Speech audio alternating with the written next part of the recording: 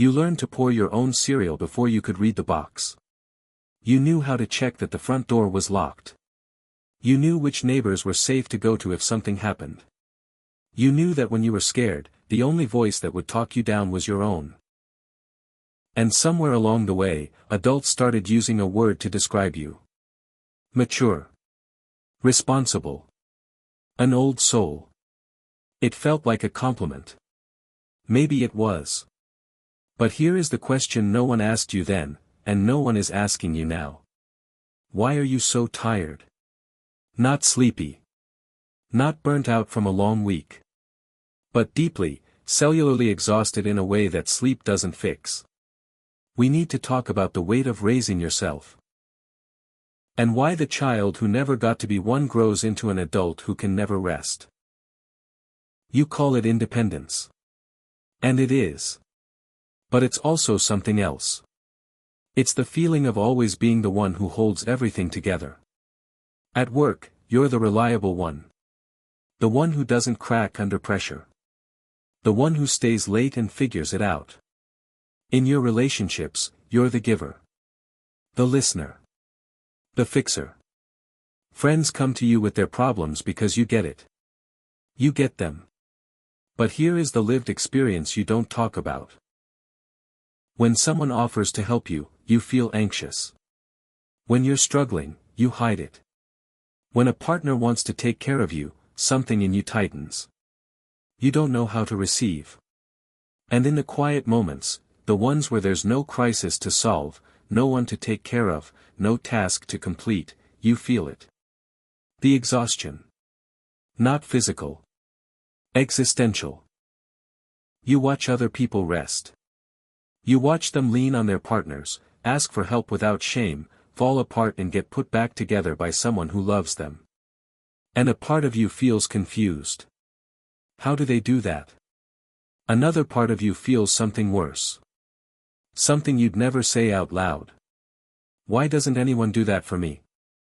But you don't ask that question. Because the deeper truth is, you wouldn't know how to let them even if they tried. So let's be clear about something.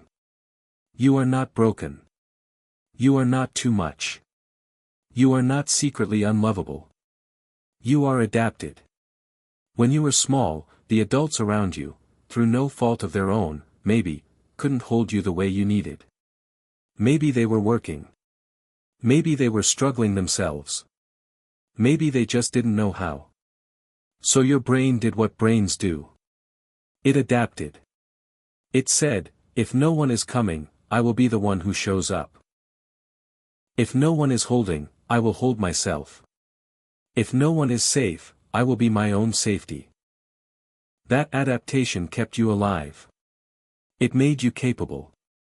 It made you the person everyone relies on today. But adaptations come with a cost. The cost is this: you learn to survive without anyone. And now your brain treats anyone as a threat to that survival. To understand why you're tired, we have to look at what your brain has been carrying. There's a concept in neuroscience called allostatic load. It's the wear and tear on your body and brain from chronic stress. Not big, dramatic stress, but the low-grade, never-ending stress of always being on. Here's the simple version. Your nervous system has two main modes. Fight or flight, stress, action, survival, and rest and digest, safety, repair, restoration. Most people cycle between them. Stress at work, then rest at home. Stress during the day, then sleep at night. But you grew up without a reliable, rest, mode. Because rest required someone else to be in charge. And no one was. So your nervous system made a decision: I will stay in survival mode. Permanently. Just in case. Decades later, the danger is gone. But your brain never got the memo. This is the early grown-up child's paradox: you became capable so young because you had to. But capability without rest isn't strength. It's slow, grinding depletion. You're not tired because life is hard. You're tired because your nervous system has been running a marathon since you were 7 years old, and no one ever told it could stop. So how do you tell your nervous system it's safe to rest now? You can't just decide to relax. That's fake positivity. You have to retrain the brain.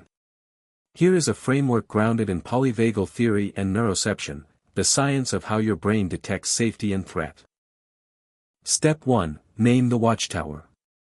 Your brain has a part of you that never stops scanning for danger.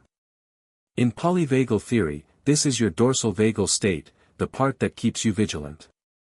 What to do, when you notice you're on edge, or can't rest, or feel that something's wrong, sensation with no cause, pause. And say to yourself, the watchtower is on duty. That's not a sign of danger. That's a sign of history.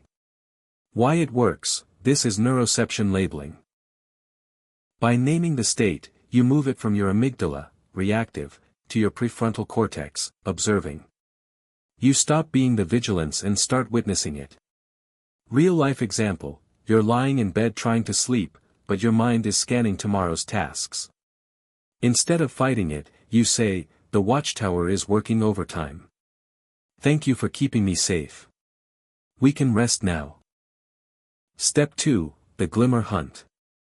Your brain is trained to scan for threats. It ignores safety because safety was irrelevant to survival. You have to retrain it. What to do? 3 times a day, pause and find one glimmer, a tiny moment of safety or pleasure. A warm cup of coffee. Sunlight on your arm. A dog wagging its tail. Stay with it for 10 seconds. Why it works, this leverages neuroplasticity through attention. Your reticular activating system, RAS, filters what you notice. By actively seeking safety, you build new neural pathways that register safe as relevant data.